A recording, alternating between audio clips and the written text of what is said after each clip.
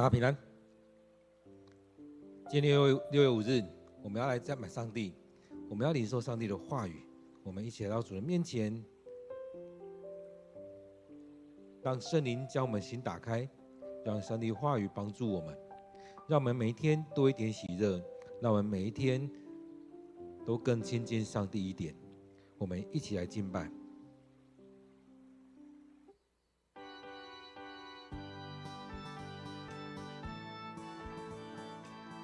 多一点喜乐，世人都在寻求，世人都在寻求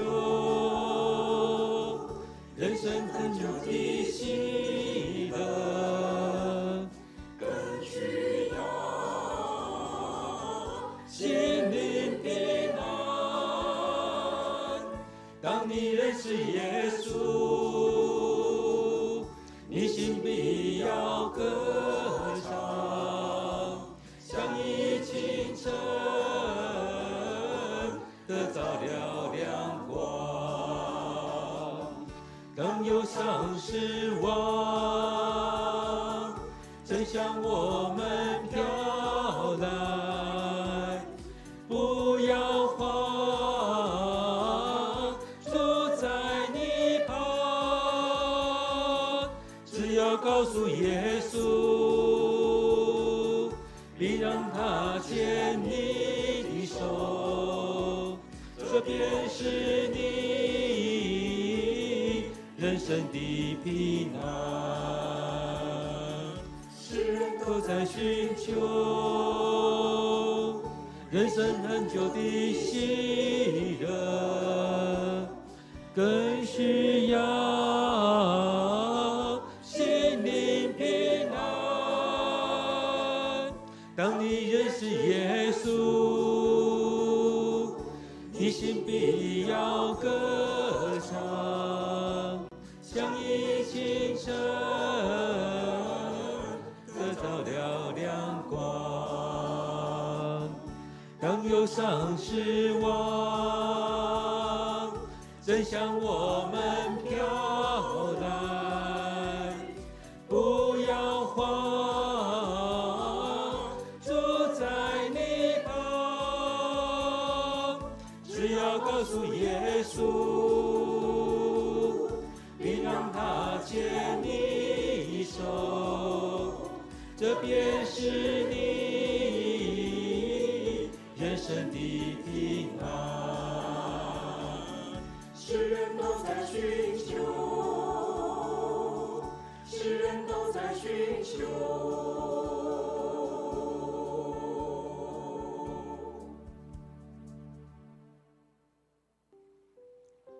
主，我们感谢你的恩典。我们知道世人都在寻求，一种心灵的慰藉，都在寻求一种心灵的平安，都在寻求他们不知道要去哪里寻求。但是主，我们感谢你，让我们能够来到你面前，因为你先呼召我们，因为在当中你先寻找我们，你已经找到我们。主啊，恳求你带领我们，让我们更深的去经历你，让我们更深的领受你的恩典，让我们也能够将这样的恩典、这样的祝福分享出去。主啊，世人都在寻求，然而我们已经找到了，因为主你先找到我们。主，当我们来到你面前敬拜，也愿主你就在我们当中来掌权。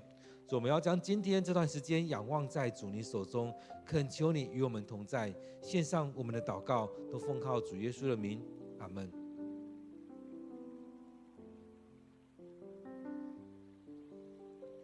今天6月5日，我们要来读的经文在彼得前书第3章第1节到第12节。彼得前书第3章第1节到第12节。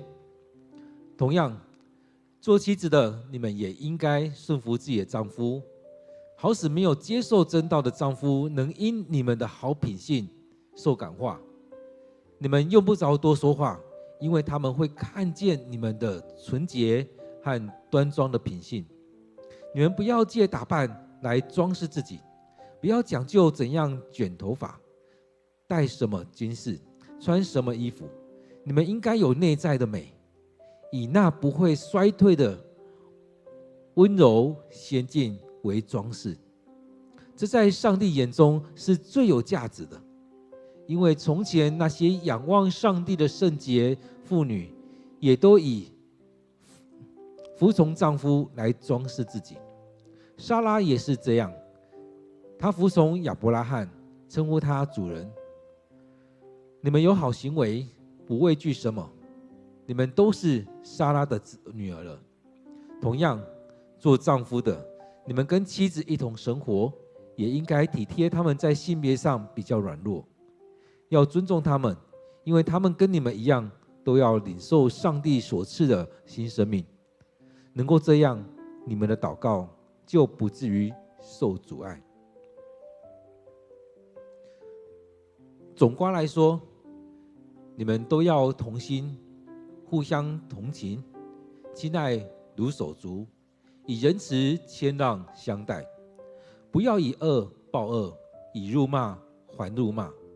相反地，要以祝福回报，因为上帝呼召你们的目的是要赐福给你们。正像圣经所说的，谁要享受人生的乐趣，希望过好日子，就得禁止舌头说坏话，禁止嘴唇撒谎。他应该避恶行善，一心追求和平，因为主看顾义人，垂听他们的祷告，但他要向作恶的人变脸。我们今天经文在彼得前书第3章第1节到第12节，让我们再用一些时间来默想，来思想，来领受今天的经文。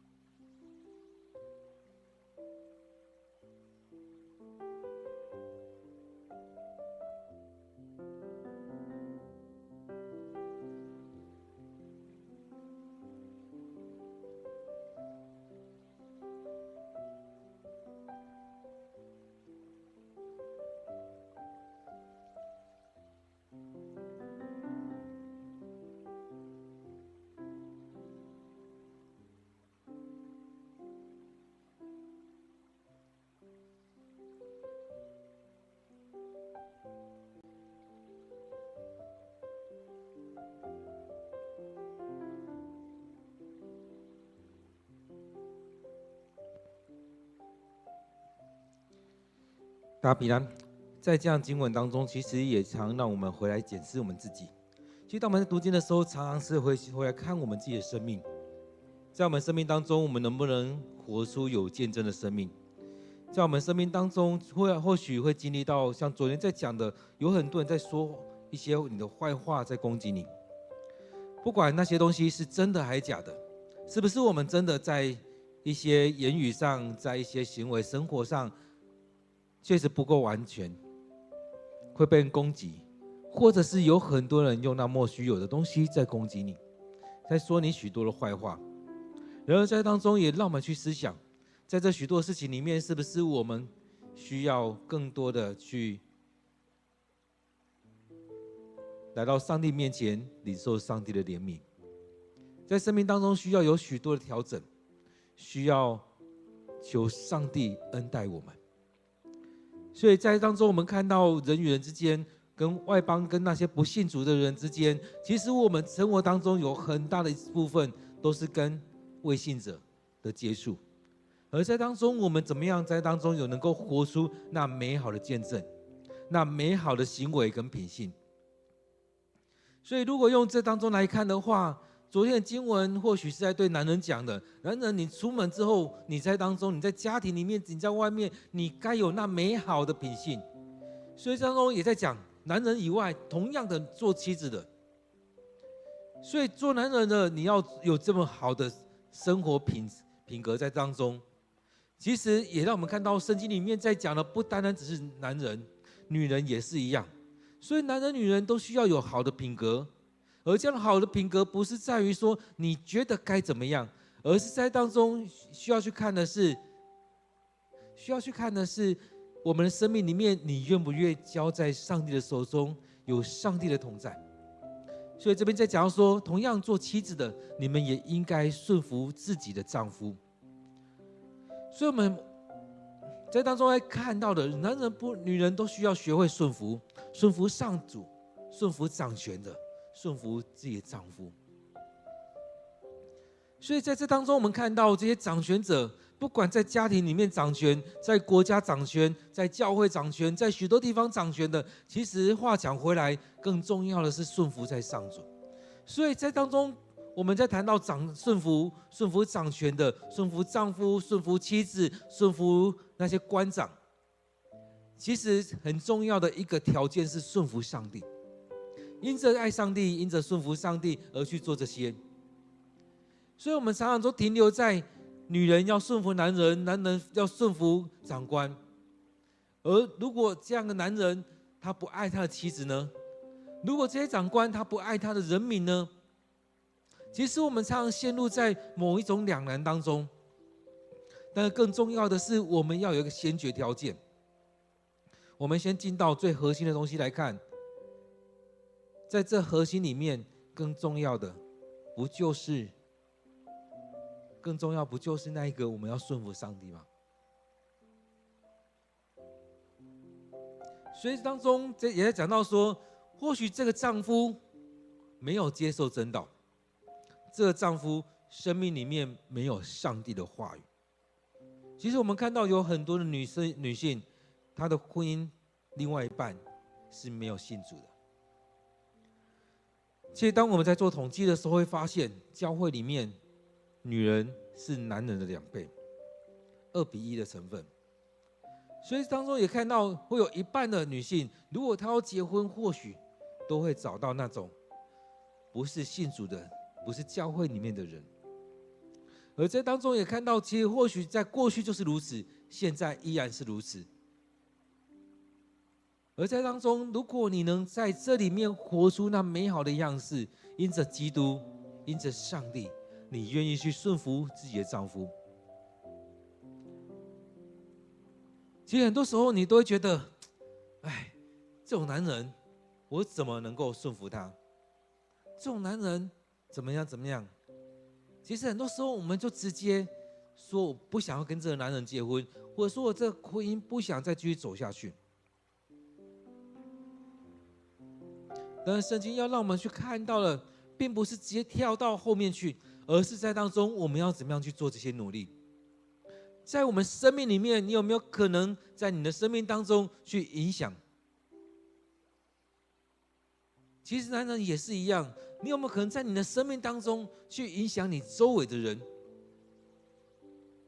我知道很多人在当中看了新闻，看了什么东西，听到了很多东西就害怕，就什么都不想做。其实我们知道很多人都是如此，害怕这个害怕那个，做这个也怕，做那个也怕，那都不要做了。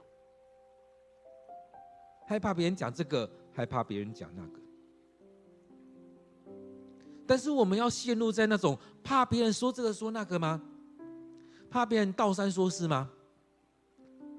其实圣经里面一直在讲的，并不是说去怕别人说什么，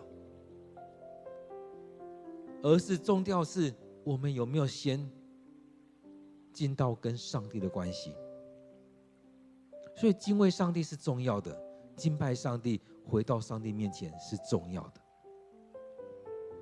所以当我们在看这一切的时候，其实很多时候我们都陷入在那种人的眼光当中，而不是进到上帝的关系里面。所以这边在讲说，做妻子的你们也应该顺服自己的丈夫，好使没有接受真道的丈夫能因你们的好品性受感化。所以我们常常说近朱者赤，近墨者黑。在教会更是在讲到说，以生命影响生命。但是在当中我们可以看到，确实我们所凸显出来的并不是以生命影响生命，而是让人近朱者赤，近墨者黑。我们常常在做的并不是在影响生命，应该也说是影响生命没错，但是不尽然是往好的，因为我们没有活出那美好的品性。所以这也在我们在讲到说，身教胜于言教。你讲再多，人家不一定会听。其实在教会也是如此，讲再多人家不一定会听。就像我们很多人一样，听了非常多的讲道，从小到大听了非常多篇的讲道片，听了非常多很棒的牧师的讲道，但是生命呢？生命依然是软弱的，生命依然在说人家闲言闲语，也在互相攻击，没有彼此相爱。所以当我们在看第2章的时候，里面不是在说我们要彼此相爱吗？我们要互相，你要爱信主的弟兄姐妹。所以在这里面我们看到的更重要的是，我们怎么样真实的彼此相爱。从耶稣一直到彼得，我们看到了一直是如此。在讲到说我们怎么样真实的彼此相爱，不是只会说而已。所以耶稣也说，若你们彼此相爱，众人就因此知道你们是我的门徒了。各位弟兄姐妹，我们生命是不是也是如此？其实我们说再多，但是我们却一件都不愿意做。就像耶稣在讲法利赛人一样，说他们讲了很多，但是一件他们的一根指头都不愿意动。所以这边也在讲到说，要用你们的好品性来感化他们，不用多说什么，他们会看见你们的纯洁与端庄的品性，就是如此。要讲多少话呢？从你们的生活来展现出来，不是要去讲一大堆的东西。其实也是我们看到男人跟女人当中，女人会讲很多，而男人会在当中也因此而烦躁。所以在这里面在讲的是，不是透过这当中讲了多少的话，更重要的是从你的行为当中，他会从你的纯洁和端庄的品性去看见你的生命。所以重要的是内在的本质的部分，而不是你一直讲，而不是你怎么样来装饰自己。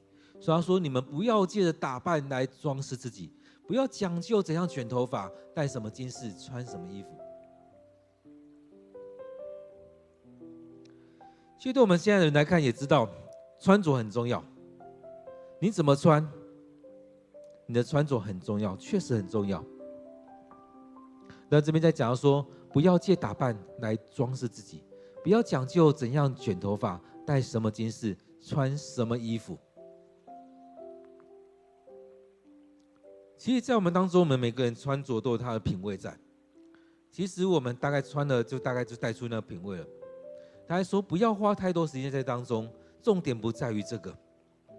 所以这当中，我们也常在讲，重点在哪里？其实我们也常在外在装给别人看，我们是基督徒，我们是什么样的身份？我们常常在当中用外在在装给别人看。当然，圣经里面这边在讲的说，确实，我们用我们现在生活来看也是如此，外在很重要，但是不要太过于注重你的外在，更重要是你的内在。他说，你们应该有内在的美，以那不会衰退的温柔娴静为装饰。这在上帝眼中是最有价值的。其实也在讲到说，我们生命的品质更加重要。你怎么样从你内在去散发出来那美好的样式？从你的行为，从你的言语当中。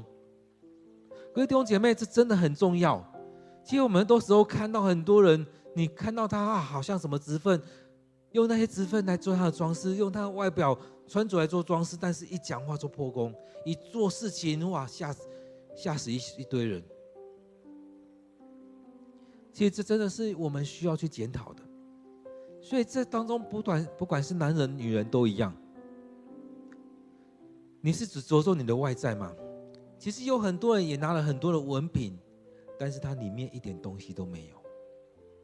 很多人都会用文凭来装饰，都会用很多的头衔来装饰，但是你跟他一起做事，你就会发现，哇，这个人讲话没内容，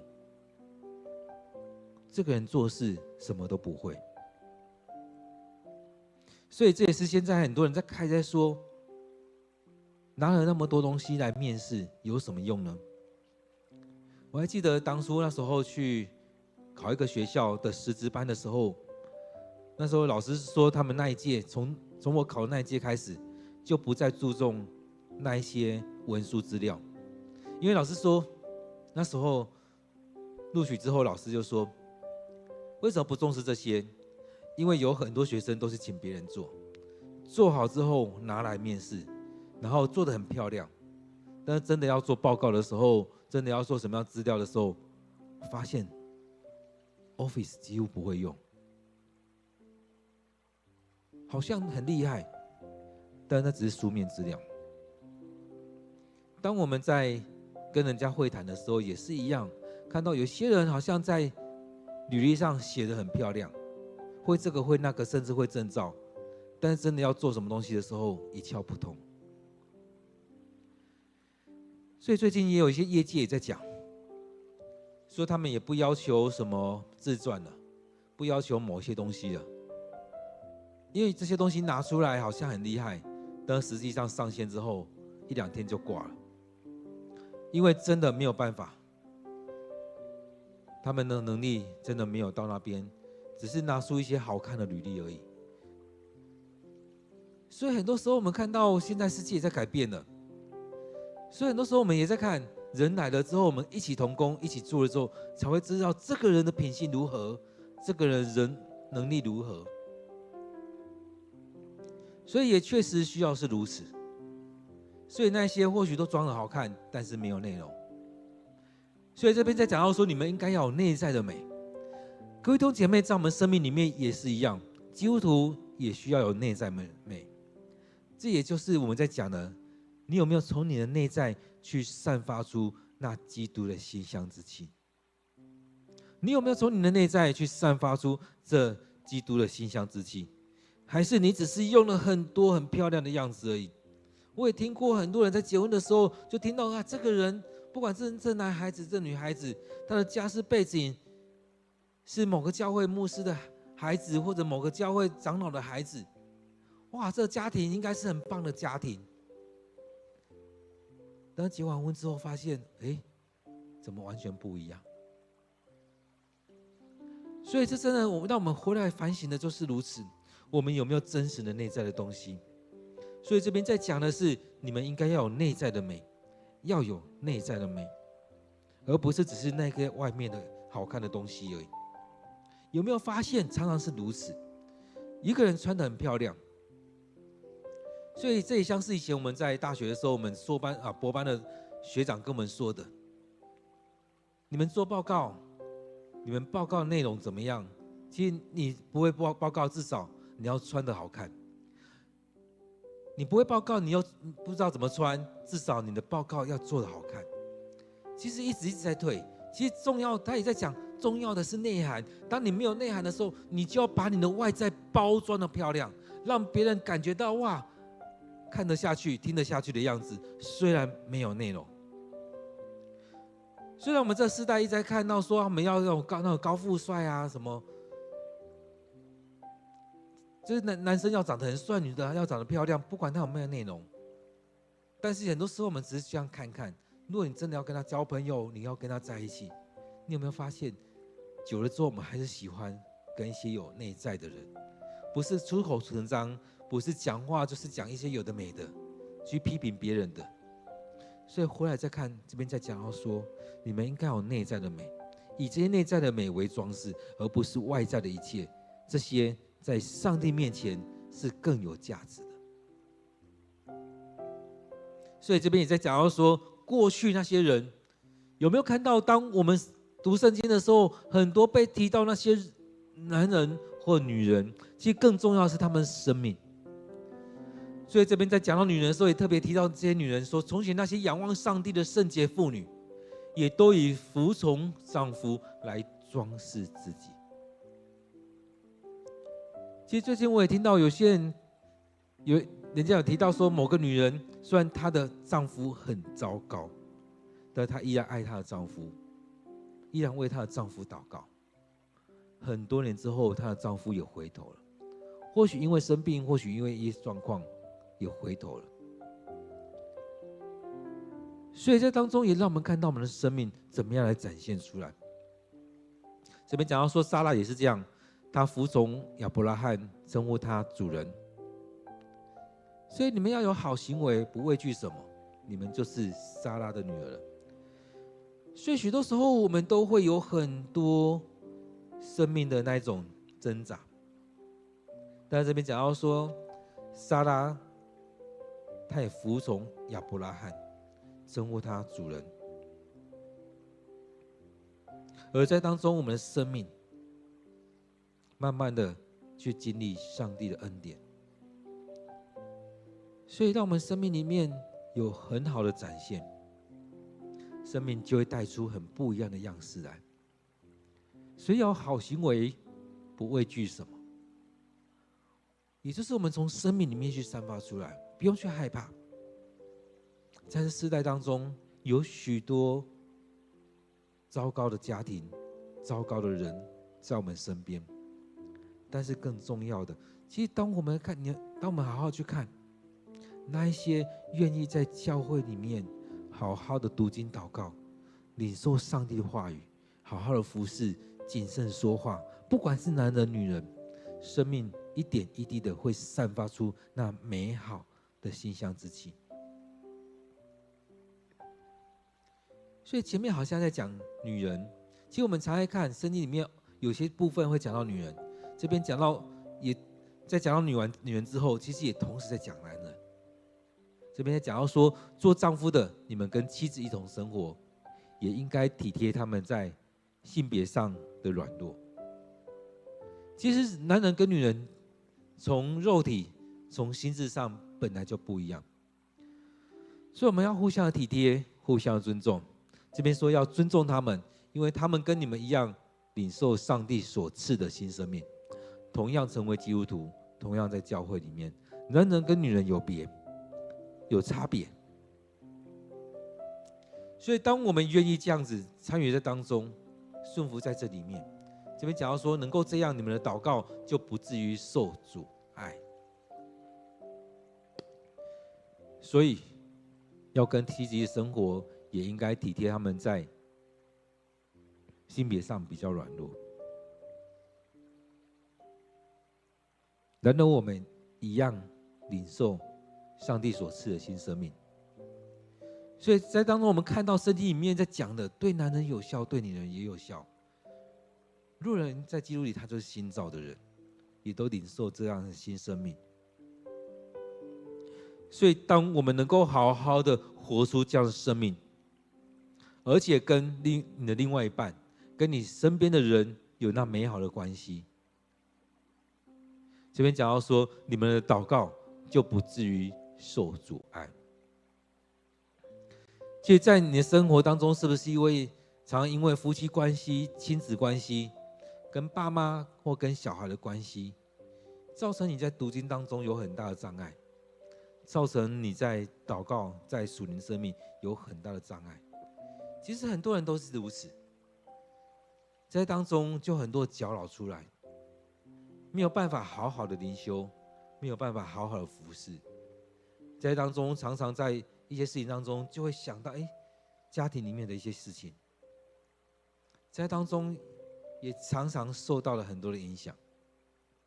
所以各位弟兄姐妹，让我们在当中去思想的时候，是不是就会看到我们的生命里面该要怎么走，让我们的生命活出那美好的馨香之气，从里面散发出来。所以在我们生命里面，我们更重要的是那本质性的、那核心的，不是在外在你要做什么样的打扮而已。很多时候我们都一直在着重外在，别人感觉我们怎么样，看我们怎么样。更重要的是你内在有没有东西。有很多人长得很漂亮，长得很好看，可能第一关很快的就进去了，但是后续呢，人家也在看你里面的东西。所以这边讲到说，总括来说，你们都要同心，互相同情，亲如手足，以仁慈谦让相待。所以在当中，我们看到在家庭里面是如此，要同心同情如手足；在教会也是如此，我们要同心同情，要亲如手足，以仁慈谦让相待。我知道这很不容易，当我们在教会里面的时候，是不是也经常在经历那种人与人的斗争厮杀？我们可以听到很多其他教会的那许多的事情。当我们在看自己教会的时候，何尝不是如此呢？在台面上或者在台面下，但是我们在读经的时候，不是一直在读之后你们要彼此相爱吗？这边也在讲到说，你们要同心同情，亲如手足。要怎么样才能同心同情？要怎么样才会亲如手足？这真的都是我们在当中真的要去面对的，也要以仁慈谦让来相待。各位弟兄姐妹，我们需要回到上帝面前，求上帝赦免，求上帝赦免，赦免我们过去所做的这些。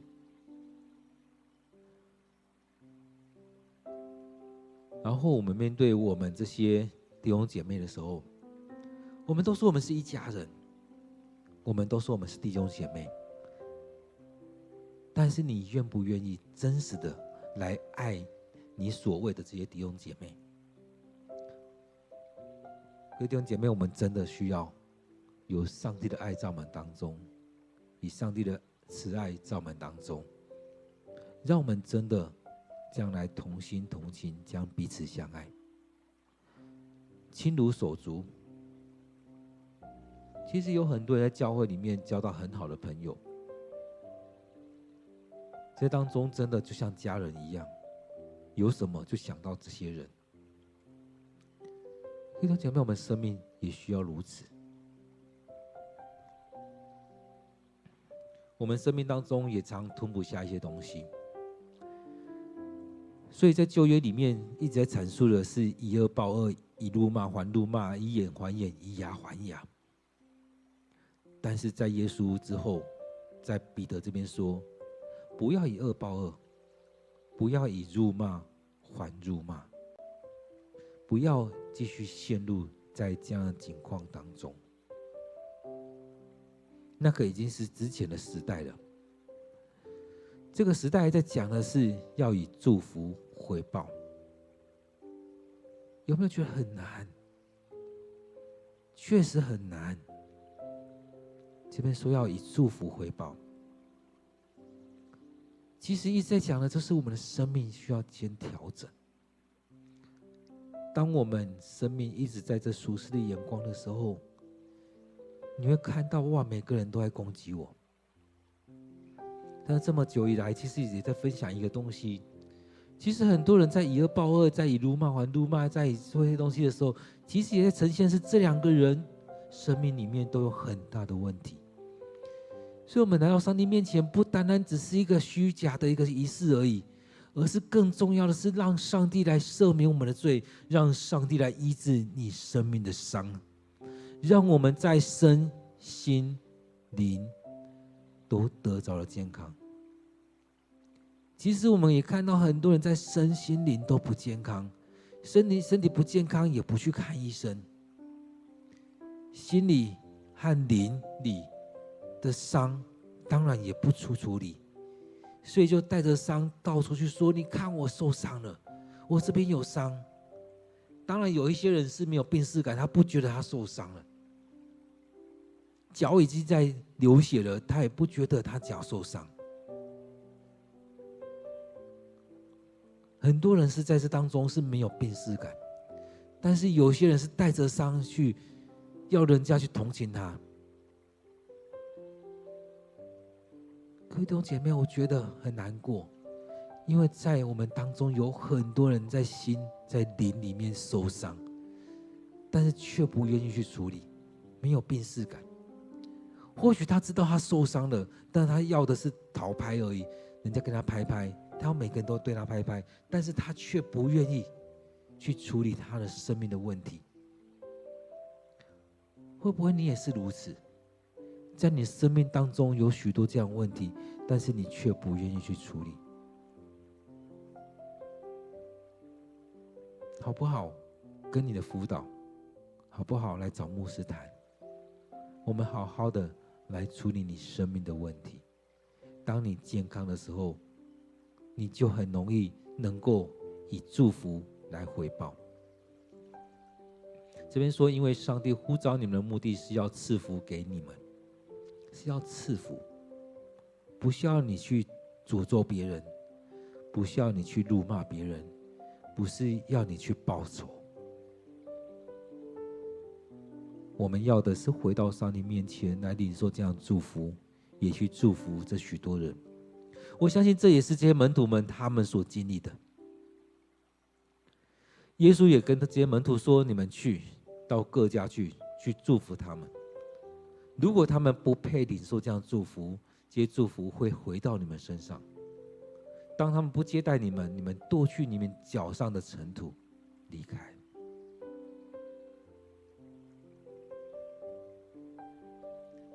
各位弟兄姐妹，当我们在领受这些的时候也是如此，我们让上帝的祝福就在我们当中，因为上帝呼召你们的目的是要赐福给你们，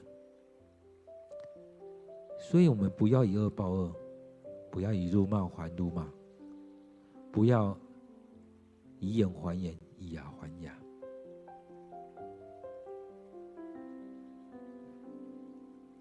所以正像圣经所说的，谁要享受人生的乐趣，希望过好日子，就得禁止舌头说坏话，禁止嘴唇撒谎。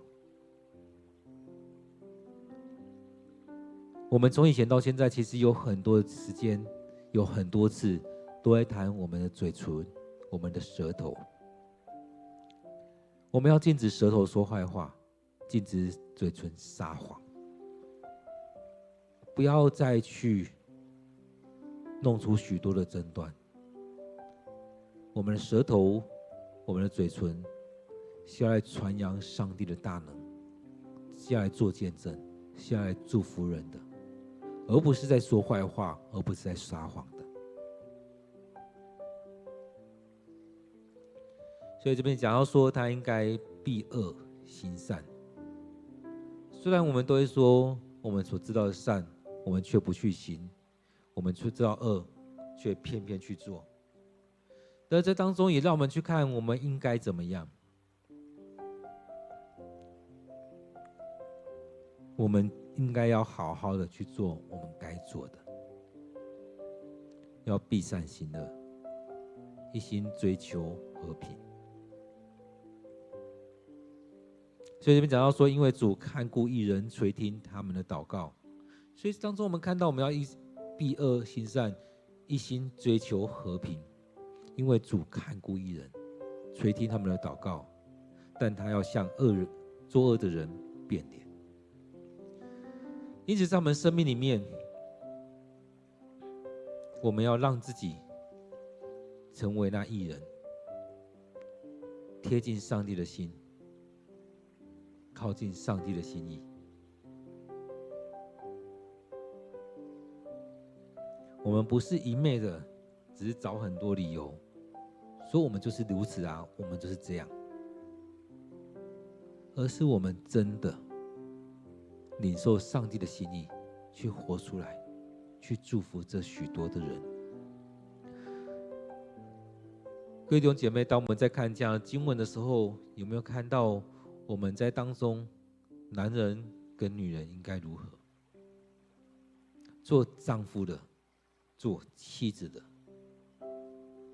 其实也都一直在讲的，就是我们真的要顺服上帝，让我们生命里面活出那美好的样式，不是只要做给人看，更重要是要做给上帝看。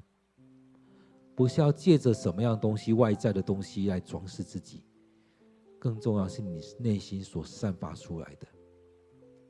我们生命里面很自然的整齐清洁的样式，我们生命里面很自然的散发出那圣洁的样式。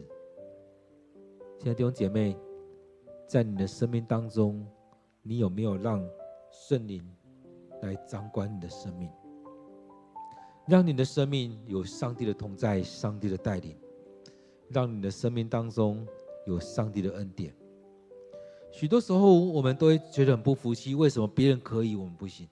为什么别人是这样我们是这样？但是在当中也让我们去看到上帝的恩典，何尝不是更大的祝福在你的生命里面呢？你要计较的是这世上的这些吗？还是要去看到的是上帝的恩典祝福在当中呢？各位弟兄姐妹，让我们回到上帝面前来，不再只是看见外在的这一些事情，而是更重要的是你生命的成长，生命里面活出那健康的身心灵，活出那生命美好的样式来，让你的身心灵是健康，也去祝福着你身边的人，他们生命也是这样健康起来。让我们真实能够去经历生命影响生命，而不是只是让别人去看到你好像穿得很好看而已，你长得很好看很漂亮而已。因此在当中，从以前到现在，我们一直在谈的就是让我们生命进到那实质性的生命里面。让我们有一点时间，再透过今天的经文，透过今天你所听到的，我们来默想上帝的话语，让上帝对我们有一点开启，有一些启示，让上帝来对我们说话。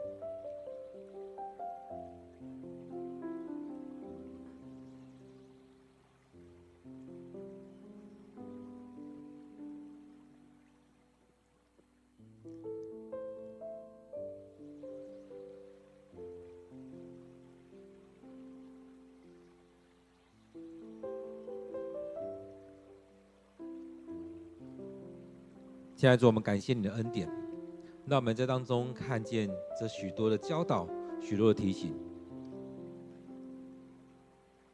许多时候，我们跟世人一样，只着重外在的这一切，房子漂亮，车子名贵，